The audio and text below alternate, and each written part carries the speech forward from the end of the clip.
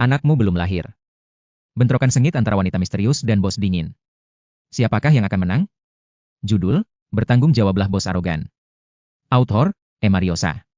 Pembicaraan yang sengit antara Samantha dengan Chase Navarel. Karena Samantha sedang menimbang bagaimana penyampaian yang tepat, yang bisa meminimalisir kerusakan. Karena dia hanya bualanmu saja. Anakmu itu nyata. Bagaimana mungkin kita bisa bikin anak kalau kita bertemu di alam maya? Di mana kita bercinta? Marketplace? Samantha mengabaikan ejekan sini si pria, ia tidak tahu harus mengatakan apa. Pria ini salah mengira bahwa Samantha adalah ibu bayi itu, akan tetapi kalau Samantha membantah sekarang sepertinya makin membuat dia mengira ini telepon iseng. Ya sudah salah dari awal, nanti dia akan memikirkan cara untuk mengklarifikasi seandainya bisa. Kalau pria ini menolak tanggung jawab atau mereka hanya hidup bertiga, untuk apa harus repot-repot membenarkan semuanya? Bodoh amat dengan pria ini. Mungkin karena tidak mendengar jawaban atau tanggapan dari pihak Samantha, maka si pria mengulangi pertanyaannya dengan nada lebih mendesak. Jawab aku. Di mana kita bercinta? Grand Hyatt Melbourne, jawab Samantha mengutip cerita Tina. Hening? Kapan? 9 bulan yang lalu. Kembali terjadi jeda, waktu berjalan tanpa percakapan. Kapan kita bisa bertemu? Untuk apa? Untuk membuktikan bahwa dia bukan anakku. Hanya dengan melihatnya aku akan tahu dia, Navarel, atau bukan. Tidak bisa. Maksudmu? Maksudku kau belum bisa menemuinya.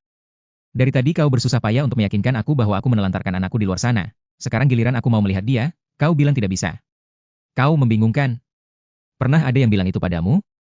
Aku sudah menghentikan usahaku yang kau bilang bersusah payah itu, malah kau yang terus meneleponku, Sir. Makanya hentikan sekarang. Stop. Sudah terlanjur. Kita selesaikan sampai tuntas, katakan di mana aku bisa menemukan kalian dan jangan lagi menjawab tidak bisa, tidak penting. Memang benar bahwa kau. Anakmu belum lahir. Bentrokan sengit antara wanita misterius dan bos dingin. Siapakah yang akan menang? Judul, bertanggung jawablah bos arogan. Author, Emma Riosa. Pembicaraan yang sengit antara Samantha dengan Chase Navarel. Karena Samantha sedang menimbang bagaimana penyampaian yang tepat, yang bisa meminimalisir kerusakan. Karena dia hanya bualanmu saja. Anakmu itu nyata. Bagaimana mungkin kita bisa bikin anak kalau kita bertemu di alam maya? Di mana kita bercinta? Marketplace? Samantha mengabaikan ejekan sini si pria, ia tidak tahu harus mengatakan apa. Pria ini salah mengira bahwa Samantha adalah ibu bayi itu, akan tetapi kalau Samantha membantah sekarang sepertinya makin membuat dia mengira ini telepon iseng. Ya sudah salah dari awal, nanti dia akan memikirkan cara untuk mengklarifikasi seandainya bisa. Kalau pria ini menolak tanggung jawab atau mereka hanya hidup bertiga, untuk apa harus repot-repot membenarkan semuanya? Bodoh amat dengan pria ini. Mungkin karena tidak mendengar jawaban atau tanggapan dari pihak Samantha, maka si pria mengulangi pertanyaannya dengan nada lebih mendesak. Jawab aku. Di mana kita bercinta? Grand Hyatt Melbourne, jawab Samantha mengutip cerita Tina. Hening? Kapan? 9 bulan yang lalu. Kembali terjadi jeda, waktu berjalan tanpa percakapan. Kapan kita bisa bertemu? Untuk apa? Untuk membuktikan bahwa dia bukan anakku. Hanya dengan melihatnya aku akan tahu dia, Navarel, atau bukan. Tidak bisa. Maksudmu? Maksudku kau belum bisa menemuinya. Dari tadi kau bersusah payah untuk meyakinkan aku bahwa aku menelantarkan anakku di luar sana. Sekarang giliran aku mau melihat dia, kau bilang tidak bisa. Kau membingungkan. Pernah ada yang bilang itu padamu? Aku sudah menghentikan usahaku yang kau bilang bersusah payah itu, malah kau yang terus meneleponku, Sir. Makanya hentikan sekarang. Stop. Sudah terlanjur. Kita selesaikan sampai tuntas, katakan di mana aku bisa menemukan kalian dan jangan lagi menjawab tidak bisa, tidak penting. Memang benar bahwa kau tidak bisa menemui kami sekarang karena. Karena apa? Karena anakmu belum lahir. Kembali pria itu tertawa lepas. Setelah selesai dia berkata dengan suara begitu ringan. Hang you again. Jangan meneleponku lagi, aku akan menghubungimu selesai persalinan. Kapan dia lahir? Coming soon. Lalu Samantha menutup teleponnya. Di ujung yang lain, Chase Navarel memandang ponselnya masih dengan senyum samar yang tersisa di sudut bibirnya. Baru saja dia tertawa lepas, benar-benar lepas hingga sekretarisnya melongokkan kepala di pintu. Chase Navarel yang sekretarisnya tahu adalah Chase si pengusaha midas yang luar biasa dingin dan tak tersentuh. Awalnya Chase Navarel sangat terganggu dengan ponselnya yang terus-menerus berdering, akhirnya dia memutuskan untuk mengangkat nomor asing yang terus muncul di ponsel pribadi yang sesungguhnya hanya dimiliki oleh keluarga saja. Bahkan para teman wanitanya tak satu pun yang memiliki nomor itu, jadi saat ada nomor asing masuk di sana Chase Navarel sangat heran. Apalagi kemudian dia tahu bahwa itu bukan telepon nyasar, wanita itu memang mencarinya. Wanita berlidah tajam. Chase Navarel berusaha mengabaikan bayangan wanita berlidah tajam tapi cerdas itu dan memusatkan perhatian pada setumpuk dokumen yang ada di hadapannya. Banyak sekali wanita yang datang dan mengklaimnya sebagai ayah dari anak mereka, hanya saja biasanya mereka datang dengan wajah sedih, dengan tampilan sengsara, dengan kalimat menghibah-hibah memohon belas kasihan dari dirinya. Wanita ini berbeda. Bukannya memohon dia malah mencaci.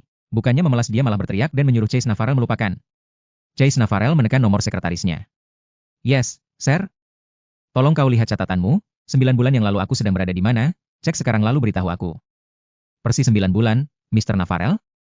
1 minggu sebelum dan 1 minggu sesudahnya, di dalam rentang itu adakah aku melakukan perjalanan ke luar negeri? Yes, sir. Hanya 2 menit kemudian telepon di meja Chase Navarel sudah kembali berdering. 9 bulan yang lalu ada jadwal pembukaan cabang perusahaan support tambang di Melbourne, Mr. Navarel. Jadi memang aku ada di Melbourne? Chase seperti bergumam sendiri, karena kenapa tidak ada dalam memorinya? Tidak, sir. Rencananya memang Anda yang meresmikannya, hanya saja Anda batal menghadirinya, Mr. Navarel. Siapa yang kita utus berangkat?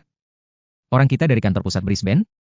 Sepertinya tidak, karena di kantor pusat sendiri ada acara gathering, Mr. Navarel. Jadi kemungkinan besar kirim orang dari Indonesia. Lalu, karena tidak ada dalam catatan saya maka saya berpikir ini pasti pihak keluarga, sir. Kalau karyawan dan bukan keluarga, pasti saya catat untuk keperluan klaim biaya pesawat. Baiklah. Chase bersandar di kursi, dengan tangan di dagu. Pihak keluarga?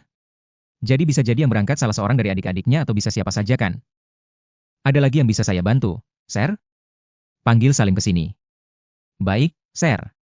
Chase menerawang, fokus dan rutinitasnya yang biasa seputar pekerjaan jadi teralihkan, dibanding masalah, anak, yang dibawa wanita bermulut tajam ada masalah yang jauh lebih mendesak. Dia terpaksa harus menikah. Itu sangat mengganggunya. Lebih baik punya anak daripada punya istri. Tak lama kemudian nampak Salim membuka pintu ruangan Chase. Ada apa, bos? Salim, masuklah. Ceritakan perkembangan penyelidikanmu dan tim legal sudah sampai mana?